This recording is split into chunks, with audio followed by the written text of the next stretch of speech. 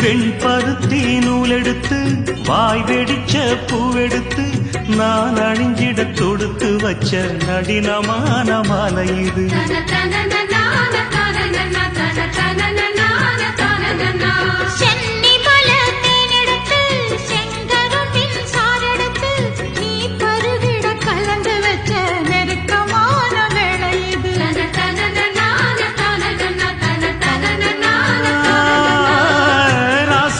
உடம்பிருக்கும் ரவிக்க துணி நானாக அன்னாடம் சூடி கொள்ள ஆசை வச்சாகாதா.